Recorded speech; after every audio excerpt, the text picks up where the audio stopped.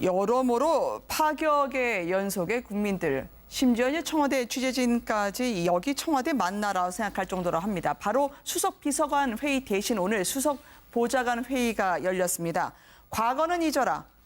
오히려 내게 반대하라면서 다른 의견 제시하라고 문 대통령이 하던데요. 참모들에게 직접 차를 따라주던데 그 회의장으로 모시겠습니다.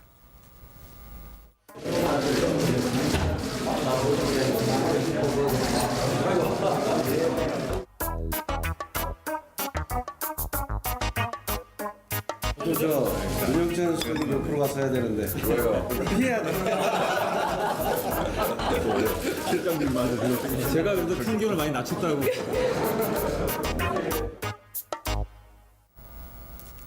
문 대통령도 피해야 되고 조국 수석 옆자리도 피해야 되고 어쨌든 직접 셀프 커피라고 불러야 될까요? 문 대통령이 직접 자신의 커피를 따라서 마시던데요.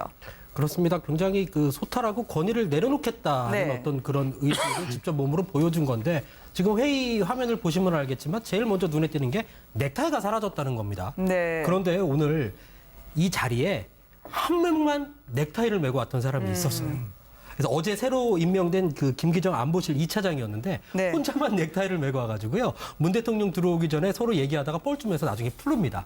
그럴 정도로 지금 분위기 자체가 굉장히 좋고요. 보면 웃음꽃이 떠나지 않습니다. 대통령 들어와도 같이 우스갯소리를 하고 있고 커피 한 잔 들면서 자연스럽게 대화를 하고. 네. 그리고 아예 임종석 실장 보시면요. 아예 처음부터 셔츠 차림으로 들어왔어요. 네. 굉장히 자연스러웠고 지금 저 화면을 촬영했던 한 기자는 이렇게 얘기를 합니다. 자기가 전 정권에서도 여러 가지 회의를 촬영을 했는데 네. 이게 너무 분위기가 다르니까 이거 내가 지금 청와대에서 이걸 촬영하고 있는 건가라는 어떤 그런 착각이 들 정도라는 이야기까지 합니다. 그런데 이제 또 너무 오해하시면 안 되는 게요. 네. 저기 이제 하절기 되면 원래 넥타이를 다 풀게 되어 있습니다. 네. 그게 이제 6, 전력 7, 절감을 8. 위해서요. 그럼 네, 네. 넥타이를 풀면 한 온도가 3도씨 정도 내려가는 그런 게 있는데 한 10일 먼저 풀었다 이래 보시면 되고요. 물론 네. 이제 대통령이 푸니까 같이 풀 수 있는 건데 어쨌든 결국은 이제 대통령께서 이제 분위기를 열어주신 거죠. 그리고 그렇죠. 비서실장이 애초에 저리 셔츠 바람으로 올 수 있는 것은 비서실장 방이 바로 아래층에 있기 때문에 가능한 겁니다. 그러니까 같은 곳 이렇게 모여 있기 때문에 저는 자연스럽고 편한 분위기가 나오는 것이 아닌가. 그래서 대통령 집무실을 여민관으로 옮긴 것은 너무나 잘한 것이다. 그리고 대통령도 결국 자기 공간에서 참모들을 불러서 모으는 것이 아니라 네. 언제든지 참모들의 공간에 가실 수가 있거든요. 그것이 네. 저는 굉장히 중요한 공간적 의미라 보고요. 실제 공무원들은 상급자가 자기의 공간으로 불쑥 찾아와서 질문하거나 업무에 대해서 일을 할 때 당황하면서도 굉장히 영광스럽게 생각하고 소통이 확 열리는 구조들이 되기 때문에 충분히 좋은 공간 배치가 됐다. 그리고 저 자리에서는 이제 박근혜 대통령도 여러 번 이제 그 수석 비서관 회의를 하지 않았습니까? 그때는 이제 보좌관이라는 제도가 없었습니다. 그래서 이번에 네. 보좌관이 있어서 수석 보좌관 회의인데 어쨌든 좀 열린 오히려 한두 명이 넥타이를 메었으면 더 좋았지 않았느냐 하는 그런 바람도 사실은 있습니다. 고개를 무조건 책상을 향하고 적는 일명 적자생존이라는 웃을 수밖에 없는 그런 희화화된 모습도 사라졌습니다. 적지 마라. 그리고 나에게도 다른 의견은 바로 얘기해서 토론하자. 계급장 떼고 이제는 과거를 잊으라는 문 대통령의 회의 방식 때문에 많은 분들이 참 생경할 것 같아요. 저는 그래서 저 스타일도 중요하지만 정말 중요한 건 내용이다. 그리고 이제 문재인 대통령이 주장한 겁니다. 자, 이견을 이야기해라. 네. 자, 그리고 내가 먼저 이야기하지 않겠다. 당신들이 해법을 제시하고 맨 마지막에 내가 입을 열겠다는 요지의 말씀을 했습니다. 이게 저는 중요하고요. 또 하나 저는 오늘 처음으로 저렇게 회의를 했지만 앞으로 저는 한 3개월 내지 6개월 돼야지 저게 정착이 될 겁니다. 왜? 처음에는 저렇게 해도 사람들이 과연 그럴까지만 한 두 번 해보면요.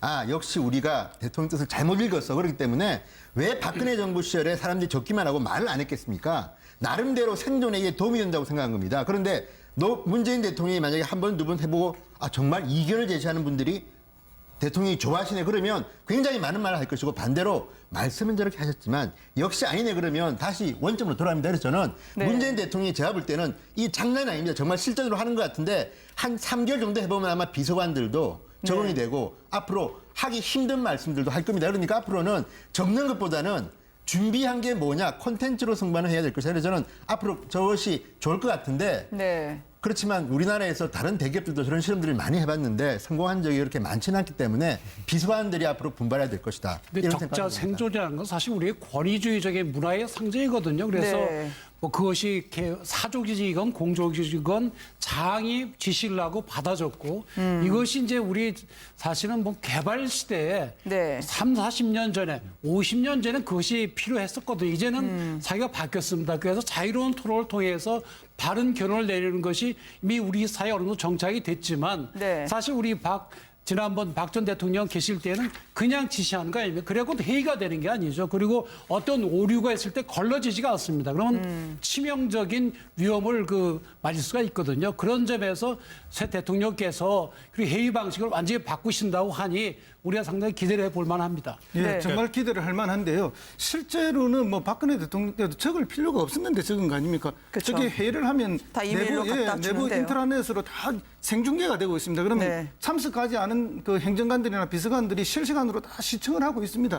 그리고 각 비서관별로 내려오는 그 업무 관련성에 대해서는 지시서가 다시 또 다 정리돼서 내려오기 때문에 네. 실제로는 수석들이 적을 이유가 하나도 없습니다. 그럼에도 불구하고 대통령 앞에서 열심히 적는 것은 이제 눈에 보이는 충성 경쟁을 한 것이죠. 이제 그런 형식이 없어지고 정말로 토론을 통해서 결론을 도출하는 모습으로 간다면은 아마 이제 그 어떤 오류가 없는 방금 변호사님 말씀하신 것처럼 네. 국가적으로 낭비나 오류가 없는 좋은 정책 결정이 이루어질 거라 봅니다.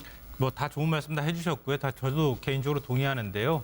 물은 위에서 아래로 흐르잖아요. 그러니까 대통령이 저렇게 하고 청와대가 저렇게 바뀌면 아마 그 밑에 있는 기관들도 다 저런 식으로 바뀔 가능성이 굉장히 높다. 네. 하다못해 공감하지 않더라도 보여주기식이라도 뭔가 대화를 하려고 노력할 것이다. 그런 면에서는 좀 긍정적인 신호라고 보고요. 우리가 기업 경영이나 이런 것들 보면은 그 어떤 기업이 한 가지 목표를 위해서 성과를 내기 위해서 쭉 달려간다고 하면은 네. 그 달려가는 데 있어서 가장 최고 그 중요한 점은 목표를 공유하는 겁니다. 그러니까 어떤 내용을 얘기하고 있고 우리가 어디로 가고 있는지를 알려주는 겁니다. 네. 배가 가고 있는데 우리가 어느 방향으로 가고 있는지 모르면은 그 사람들이 어디로 노를 져야 될지 모르지 않겠습니까? 바로 저런 회의가 바로 투명하게 공개되고 그게 공직사회에 알려지게 되면 우리가 지금 이런 방향으로 가고 있구나. 청와대가 그 맨 앞에 서서 키를 잡고 있구나라는 생각들을 하게 될 것이다. 그런 네. 면에서 대한민국 코를 끌고 나가는 목표를 잡는 데 있어서 굉장히 좋은 회의다 이렇게 생각합니다. 오늘 브리핑 중에 이정도 청와대 총무비서관이 문 대통령에게 전세 들어왔다고 생각하시라라고 하니까 그렇게 하겠다고 하더라고요. 여기서 바로 나왔던 게 특수활동비 손을 대셨던데 국민들에게는 지금 대통령이요. 문 대통령이 오늘 내 월급으로 하겠다고 했던 게 있었습니다. 우리 가족 식사 비용, 사적 비품 그러니까 칫솔, 치약, 강아지 그리고 고양이 사료값까지 다 본인 월급으로 하겠다. 이게 정상이 아닌가. 그럼 과거에는 국민 세금으로 강아지 사료를 샀던 건가요? 그렇죠. 퍼스트 독이라고 그래서 어쨌든 간에 네. 퍼스트 레이드처럼 강아지도 청와대 강아지는 특별 대우받은 게 사실 아닙니까? 네. 그런데 문제는 뭐냐면 지금 청와대가 152억 중에서 42% 정도를 갖다가 이제 삭감하겠다고 했습니다. 네. 그렇다면 청와대가 그렇게 하는데 국정원이나 국방부나 검찰이나 앞으로 어떻게 할 건지가 중요한 것이고 아마 상당히 많이 삭감될 가능성이 높습니다. 그런데 문제는 저 42%에 어떤 돈이 포함되느냐. 대통령이 쓰는 저 치약 칫솔 또는 외부 인사를 만나지 않고 부부끼리 식사할 때 쓰는 돈은 내 돈 낸다 하더라도 저 액수는 사실 그렇게 많지 않습니다. 상징적인 것인데 뒤에 숨어 있는 게 이런 돈입니다. 외근 나가는 청와대 행정관, 비서관, 수석들이 과거에는 특수활동비를 받아 썼습니다. 그리고 저는 그게 필요하다고 봅니다. 왜? 청와대 직원들이 국회의원, 기자 등등 업자 만나서 밥 얻어먹고 술 얻어먹으면 안 됩니다. 본인이 돈을 내야 됩니다. 그런데 네. 그것은 영수증 처리가 힘든 것도 있기 때문에 개인 돈을 특수활동비를 줬는데 만약에 그것 중에 일부가 깎인다고 하면 저는 상당히 위축되고 정말 고통을 받습니다. 그런데 그런 고통까지 감수하고 2, 3월 가지고 절감한다고 하면요. 앞으로 국방부, 국정원 이런 데는 4천억, 5천억 되는 데도 있고요. 검찰 법무부만 제가 알기로는 한 290억 원 정도? 그렇다면 네. 그 돈은 앞으로 어떻게 할 건지 저는 차제에 특수활동비에 대해서 영수증을 갖다 붙이든지 아니면 필요한 돈만 쓰는 거로 가자. 그래서 저는 오늘 이 행동이 앞으로 상당히 많은 특수활동비 집행에 영향을 줄 거라고 봅니다. 우리 부부 식대 주거비는 안 드니 그래도 청와대에 감사하다라고 했던 문 대통령입니다. 네, 저는 방금 전에 말씀하셨던 것처럼 청와대 직원들의 특수활동비는 좀 논외로 두더라도 네. 대통령이 공사를 명확하게 구분한 것은 굉장히 의미 있는 일이라고 생각합니다. 우리 이제 조선시대 전제군주들 왕 같은 경우에는 온 나라가 다 자기 거였잖아요. 그 궁궐 안에 있는 모든 것들이 자기 것이었고 네. 그렇기 때문에 뭐 소유의 개념도 사실 없을 만큼 마음대로 자기가 갖고 소비해도 상관없었던 시절이 있었지만 지금은 그렇지 않거든요. 대통령이라 하더라도 대통령의 공과 사를 구분할 수 있어야 됩니다. 그렇기 때문에 지난번에 그 문재인 대통령이 관저에서 지금 여민관 쪽으로 출근하는 장면도 공개되기도 하고 그러지 않았습니까? 네. 그러니까 대통령의 사적인 생활로 사용되는 돈이나 이런 것들은 좀 구분할 필요가 있고 그 사적인 생활도 인정을 해줄 필요도 있다. 뭐 이런 생각이 들어서 네. 저는 뭐 새로운 민주주의 시대의 뭐 어떤 모델이 될 만한 그런 일이고 뭐 우리나라뿐만 아니라 외국도 사실은 그렇게 다 하고 있는데 우리가 너무 늦었다는 생각도 듭니다. 네.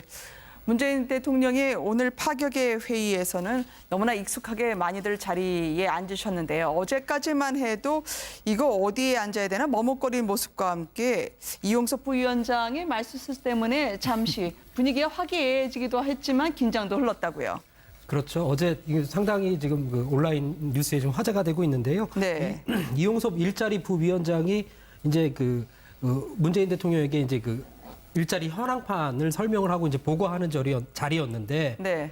지금 그 이렇게 얘기를 했습니다. 노무현 정부 경제 정책은 이렇게 네. 이야기를 했던 거예요. 그러니까 이제 너무 본인은 당황했겠죠. 그런데 네. 이 문 대통령은 잠깐 듣고 있다가 굉장히 작은 말로 노무현 정부가 아니라 문재인 정부라고 이렇게 정정을 했죠. 그랬더니 네. 제가 노무현 정부에서 너무 오래 일을 했다. 그러면서 말끝을 굉장히 흐렸어요. 근데 문 대통령이 저 얘기를 했을 때 화를 내서 했던 건 아니고요. 네. 웃으면서 좀 미소를 지으면서 얘기를 하는 바람에 오히려 저 보고 자체가 굉장히 화기애애할 수 있었던 계기가 됐다라는 그런 전언이 들리고 있습니다. 네. 그렇죠. 뭐 이용섭 장관은 노무현 정부에서 이제 장관 2개의 국세청장의 청와대 수석, 네. 흔히 말해서 4개를 했는데 사절이라 그럽니다. 우리가 네. 애국가도 사절까지 다 부르는 경우 아주 드물지 않습니까? 그쵸. 그러니까 특별하게 오랫동안 근무했고 노무현 대통령의 아주 총애를 받았던 분이기 때문에 아마 노무현 정부라는 게 입에 익어 있어서 그런 실수를 했을 건데요. 네. 아마 저 실수도 뭐 그냥 잘 받아주실 거라고 생각을 합니다. 왜냐하면 본인도 어쨌든 뭐 참여정부 2기라고 할 만한 그런 거에 대해서 뭐 그 거부감을 갖고 있지 않고 다만 이제 참여정부를 극복하고 그 이상의 무언가를 보여주기 위해서 열심히 하겠다는 각오를 밝히고 있는 거니까 네. 뭐 긴장은 흘렀지만 진짜 긴장은 아니었을 거라고 봅니다. 워낙 대통령 옆에 앉으면 이 태양에 너무 가까이 가 있어서 타인 죽는 게 아닌가라고 얘기할 정도로 많은 분들은 옆에 있어야 되나 멀리 있어야 되나 참 고민을 많이 하기도 합니다. 문재인 대통령의 경우에는 앞으로는 오는 순서대로 앉게 하겠다라고 이야기를 하던데요. 함께 그 장면 보시겠습니다. 일자리 정책이 더욱 속도를 낼 걸로 이제 기대를 합니다. 잘 아시는 것처럼 노무현 정부의 경제 정책은 정확하고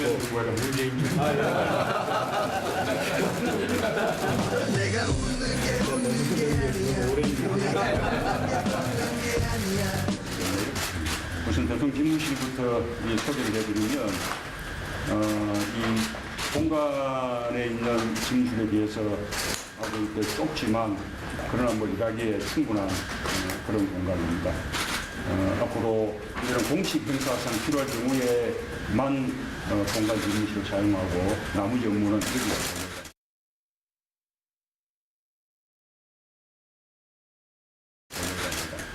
여기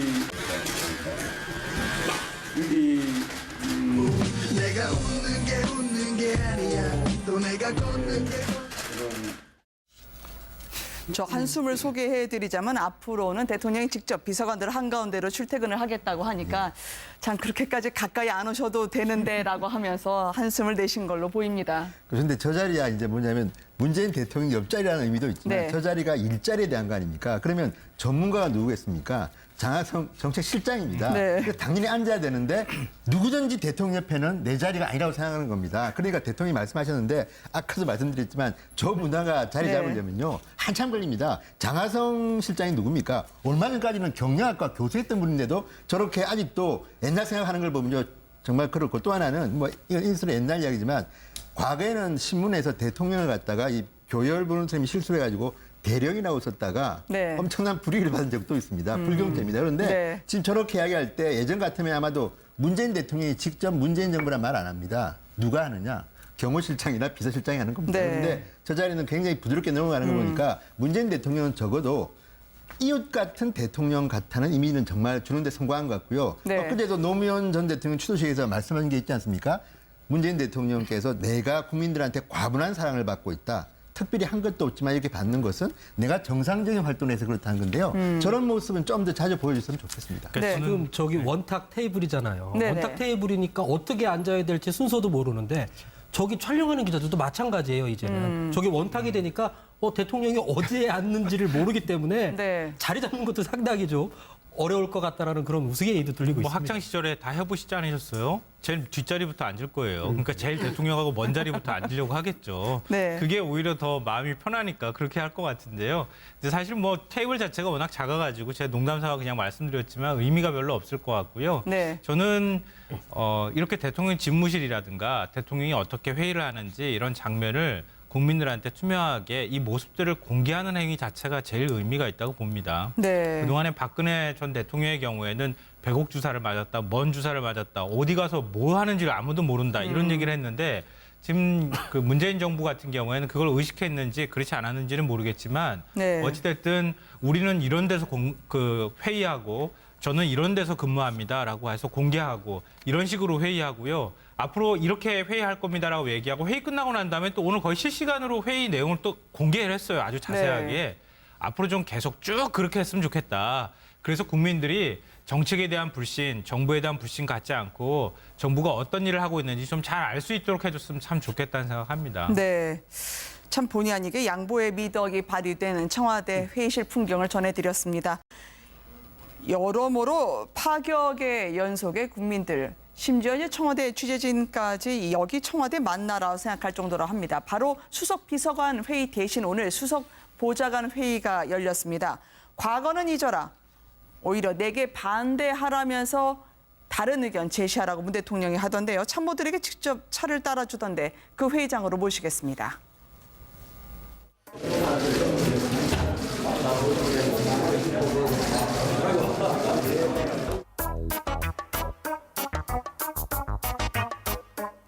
윤영찬 수석이 옆으로 가서 해야 되는데. 왜요? 피해야 돼. 제가 그래도 풍경을 많이 낮췄다고.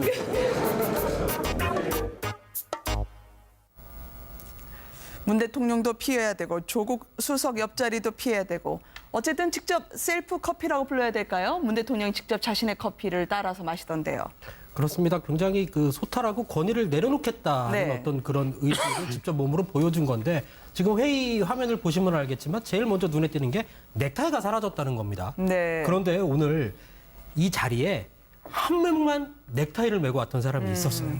그래서 어제 새로 임명된 그 김기정 안보실 2차장이었는데 네. 혼자만 넥타이를 메고 와가지고요. 문 대통령 들어오기 전에 대통령이 좋아하시네 그러면 굉장히 많은 말을 할 것이고 반대로 말씀은 저렇게 하셨지만 역시 아니네 그러면 다시 원점으로 돌아갑니다. 그래서 저는 네. 문재인 대통령이 제가 볼 때는 이 장난이 아닙니다. 정말 실전으로 하는 것 같은데 한 3개월 정도 해보면 아마 비서관들도 적응이 되고 앞으로 하기 힘든 말씀들도 할 겁니다. 그러니까 앞으로는 적는 것보다는 준비한 게 뭐냐 콘텐츠로 승부는 해야 될 것이다. 그래서 저는 앞으로 저것이 좋을 것 같은데 네. 그렇지만 우리나라에서 다른 대기업들도 저런 실험들을 많이 해봤는데 성공한 적이 그렇게 많지는 않기 때문에 비서관들이 앞으로 분발해야 될 것이다. 근데 이런 적자 생각을 합니다. 생존이라는 건 사실 우리의 권위주의적인 문화의 상징이거든요. 그래서 네. 뭐 그것이 사족이건 공족이건 장이 지시를 하고 받아줬고 이것이 이제 우리 사실은 뭐 개발 시대에 네. 40년 전에 50년 전에 그것이 필요했었거든요. 이제는 사회가 바뀌었습니다. 그래서 자유로운 토론을 통해서 바른 결론을 내리는 것이 이미 우리 사회에 어느 정도 정착이 됐지만 네. 사실 우리 지난번 박 전 대통령 계실 때는 그냥 지시하는 거 아닙니까? 그래고 회의가 되는 게 아니죠. 그리고 어떤 오류가 있을 때 걸러지지가 않습니다. 그러면 치명적인 위험을 맞을 수가 있거든요. 그런 점에서 새 대통령께서 그리고 회의 방식을 완전히 바꾸신다고 하니 우리가 상당히 기대를 해볼 만합니다. 예, 네. 정말 기대를 할 만한데요. 실제로는 뭐 박근혜 대통령 때도 적을 필요가 없었는데 적은 거 아닙니까? 그쵸. 저게 회의를 하면 다 이메일 서로 얘기하다가 뻘쭘해서 나중에 풀릅니다. 그럴 정도로 지금 분위기 자체가 굉장히 좋고요. 보면 뭐 웃음꽃이 떠나지 않습니다. 대통령 들어와도 같이 우스갯소리를 하고 있고 뭐 커피 한 잔 들면서 자연스럽게 대화를 하고 네. 그리고 아예 임종석 실장 보시면요. 아예 처음부터 셔츠 차림으로 들어왔어요. 네. 그래서 굉장히 자연스러웠고 지금 저 화면을 촬영했던 한 기자는 이렇게 얘기를 합니다. 자기가 전 정권에서도 여러 가지 회의를 촬영을 했는데 네. 이게 너무 분위기가 다르니까 이거 내가 지금 청와대에서 이걸 촬영하고 있는 건가라는 어떤 그런 착각이 들 정도라는 이야기까지 합니다. 그런데 이제 또 너무 오해하시면 안 되는 게요. 네. 저기 이제 하절기 되면 원래 넥타이를 다 풀게 되어 있습니다. 네. 그게 이제 6, 전력 7, 절감을 8. 위해서요. 그럼 네, 네. 넥타이를 풀면 한 온도가 3도씨 정도 내려가는 그런 게 있는데 한 10일쯤 먼저 풀었다 이래 보시면 되고요. 물론 네. 이제 대통령이 푸니까 같이 풀 수 있는 건데 어쨌든 결국은 이제 대통령께서 이제 분위기를 열어주신 거죠. 그리고 그렇죠. 비서실장이 애초에 저리 셔츠 바람으로 올 수 있는 것은 비서실장 방이 바로 아래층에 있기 때문에 가능한 겁니다. 그러니까 같은 곳 이렇게 모여 있기 때문에 저는 자연스럽고 편한 분위기가 나오는 것이 아닌가. 그래서 대통령 집무실을 여명관으로 옮긴 것은 너무나 잘한 것이다. 그리고 대통령도 결국 자기 공간에서 참모들을 불러서 모으는 것이 아니라 네. 언제든지 참모들의 공간에 가실 수가 있거든요. 그것이 네. 저는 뭐 굉장히 중요한 공간적 의미라 보고요. 실제 공무원들은 상급자가 자기의 공간으로 불쑥 찾아와서 질문하거나 업무에 대해서 일을 할 때 당황하면서도 굉장히 영광스럽게 생각하고 소통이 확 열리는 구조들이 되기 때문에 충분히 좋은 공간 배치가 됐다. 그리고 저 자리에서는 이제 박근혜 대통령도 여러 번 이제 그 수석 비서관 회의를 하지 않았습니까? 그때는 이제 보좌관이라는 제도가 없었습니다. 그래서 이번에 네. 보좌관이 있어서 수석 보좌관 회의인데 어쨌든 좀 열린 오히려 한두 명이 넥타이를 맸으면 더 좋았지 않았느냐 하는 그런 바람도 사실은 있습니다. 고개를 무조건 책상을 향하고 적는 일명 적자생존이라는 웃을 수밖에 없는 그런 희화화된 모습도 사라졌습니다. 적지 마라. 그리고 나에게도 다른 의견은 바로 얘기해서 토론하자. 계급장 떼고 이제는 과거를 잊으라는 문 대통령의 회의 방식 때문에 많은 분들이 참 생경할 것 같아요. 저는 그래서 저 스타일도 중요하지만 정말 중요한 건 내용이다. 그리고 이제 문재인 대통령이 주장한 겁니다. 자, 이견을 이야기해라. 네. 자, 그리고 내가 먼저 이야기하지 않겠다. 당신들이 해법을 제시하고 맨 마지막에 내가 입을 열겠다는 요지의 말씀했습니다. 이게 저는 중요하고요. 또 하나 저는 오늘 처음으로 저렇게 회의를 했지만 앞으로 저는 한 3개월 내지 6개월 돼야지 저게 정착이 될 겁니다. 왜? 처음엔 저렇게 해도 사람들이 과연 그럴까지만 한두 번 해보면요. 아, 역시 우리가 대통령 뜻을 잘못 읽었어. 그렇기 때문에 왜 박근혜 정부 시절에 사람들이 적기만 하고 말을 안 했겠습니까? 나름대로 생존에 도움이 된다고 생각한 겁니다. 그런데 문재인 대통령이 만약에 한 번, 두 번 해보고 정말 이견을 제시하는 분들이 내부 인트라넷으로 다 생중계가 되고 있습니다. 그러면 네. 참석하지 않은 그 행정관들이나 비서관들이 실시간으로 다 시청을 하고 있습니다. 그리고 각 비서관별로 내려오는 그 업무 관련성에 대해서는 지시서가 다시 또 다 정리돼서 내려오기 때문에 네. 실제로는 수석들이 적을 이유가 하나도 없습니다. 그럼에도 불구하고 대통령 앞에서 열심히 적는 것은 이제 눈에 보이는 충성 경쟁을 한 것이죠. 이제 그런 형식이 없어지고 정말로 토론을 통해서 결론을 도출하는 모습으로 간다면은 아마 이제 그 어떤 오류가 없는 방금 변호사님 말씀하신 것처럼 네. 국가적으로 낭비나 오류가 없는 좋은 정책 결정이 이루어질 거라 봅니다. 뭐 다 좋은 말씀 다 해주셨고요. 다 저도 개인적으로 동의하는데요. 물은 위에서 아래로 흐르잖아요. 그러니까 대통령이 저렇게 하고 청와대가 저렇게 바뀌면 아마 그 밑에 있는 기관들도 다 저런 식으로 바뀔 가능성이 굉장히 높다. 네. 하다못해 공감하지 않더라도 보여주기식이라도 뭔가 대화를 하려고 노력할 것이다. 그런 면에서는 좀 긍정적인 신호라고 보고요. 우리가 기업 경영이나 이런 것들 보면은 그 어떤 기업이 한 가지 목표를 위해서 성과를 내기 위해서 쭉 달려간다고 하면은 네. 그 달려가는 데 있어서 가장 최고 그 중요한 점은 목표를 공유하는 겁니다. 그러니까 어떤 내용을 얘기하고 있고 우리가 어디로 가고 있는지를 알려주는 겁니다. 네. 배가 가고 있는데 우리가 어느 방향으로 가고 있는지 모르면은 그 사람들이 어디로 노를 져야 될지 모르지 않겠습니까? 바로 저런 회의가 바로 투명하게 공개되고 그게 공직사회에 알려지게